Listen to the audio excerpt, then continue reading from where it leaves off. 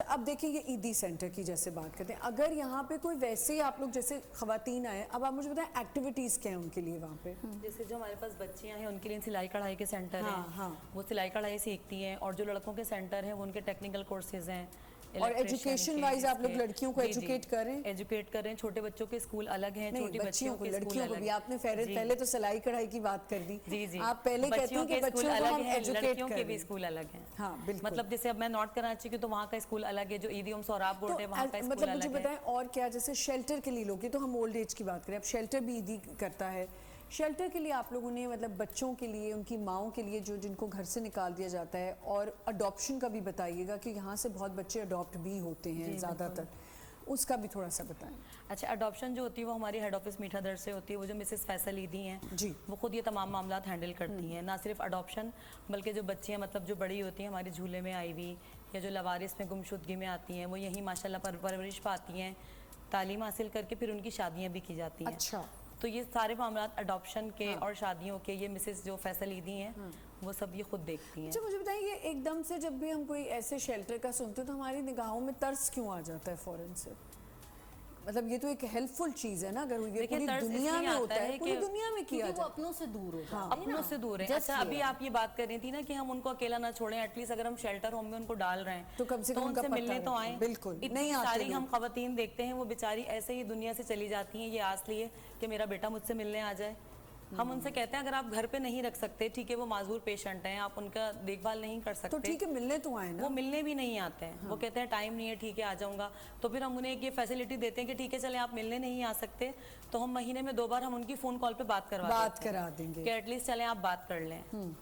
तो कम से कम बात करके उनके दिल को तसल्ली हो जाती है। सही। अच्छा, ये जो क्योंकि देखें आप लोगों ने ये चुका, हमने लड़कियों के लिए स्कूल किया, ये किया, मेडिकल के लिए क्या है वहाँ पे?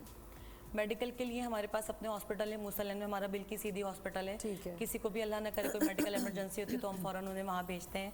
बल्कि हमारे बहुत सारे दाखिले आते ही इसी वजह से हैं, किसी का ऑपरेशन होना होता है, किसी के ज़ख्म होते हैं, सिर्फ मतलब मेडिकल इमरजेंसी की वजह से। वो कहते हैं ये ठीक हो जाएंगे तो हम ले जाएंगे। ठीक है। मुझे एक बात है, बड़ी देखें अब दुनिया है, दुनिया तो बातें भी करती है, कोई अच्छी चीज़ चल रही होती है, बड़ी नेगेटिव बातें भी होती हैं कि जी इस सेंटर में ये नहीं होता, ये नहीं होता, आप उसको कैसे डिफेंड करेंगी? नहीं, मैं डिफेंड नहीं करूँगी। देखें, अच्छी बुरी चीज़ हर जगह होती है, लेकिन हमारी कोशिश पूरी होती है कि हम उस चीज़ को ख़त्म करें। ठीक। क्योंकि देखिए जो अंदर मैं काम कर रही हूँ मैं जानती हूँ। जी, मैं आपको बता रही थी, जहाँ तक आपने सहूलतों की बात करी कि जो हमारे पास डिसेबल पेशेंट आते हैं या बूढ़ी ख़वातीन होती हैं, उनके लिए हमारा अपने ही सेंटर में फिजियोथेरेपी जो है डॉक्टर आते हैं और उनसे बहुत इम्प्रूवमेंट भी मिलती है। अच्छा, अभी आपने मुझे बताया कि लड़कियाँ ज़्यादातर लड़कों के चक्कर में कराची आ जाती हैं। जी बिल्कुल, पिछले मतलब 4-5 महीनों से ज़्यादातर हमारे पास जवान लड़कियां ही आती हैं और पुलिस वाले लेकर आते हैं। रेलवे पुलिस जो है अक्सर लड़कियां लेकर आते हैं, और कोई ना कोई मतलब सबकी स्टोरी यही निकलती है कि फ्रेंड के साथ आई थी और लड़का गायब हो गया। वो लड़का कहता है तुम बैठो, मैं ज़रा अभी आता हूँ, उधर वॉशरूम से होके आ रहा हूँ। मोबाइल भी ले लिया बच्ची का उसने, पैसे भी उससे ले लिए, और वो बच्ची वहाँ बैठी भी रो रही है। फिर जब पुलिस उससे पूछा तो उसने सारी स्टोरी बताई, फिर पुलिस वाले उसको हमारे पास लाए। और ये सिर्फ एक केस नहीं है, बहुत सारी तादाद में सिर्फ हमारे पास लड़कियाँ ही आती हैं, और इसी तरह लड़कों के चक्कर में। आप लोग क्या किस तरह उनको फिर इनरोल करते हैं? फिर हम उनसे उनके घर वालों के बारे में मालूमात लेते हैं, वो हमें फ़ोन नंबर देती हैं CPLC के जरिए। उनके हम बायोमेट्रिक करवाते हैं, उससे उनका मतलब पूरा डाटा निकल के आता है। माँ बाप के फ़ोन नंबर, माँ बाप के NIC, शौहर के, बहन भाइयों के, उसके थ्रू फिर हम उनसे रब्ता करते हैं। और बहुत सारी ऐसी ख़वातीन मतलब घर जा भी चुकी हैं, और ज़्यादातर ख़त के थ्रू भी जा चुकी हैं, क्योंकि जो रूरल एरियाज़ हैं, पंजाब हो गया, सिंध हो गया, यहाँ फ़ोन नंबर्स वगैरह इतने नहीं होते हैं। ठीक है।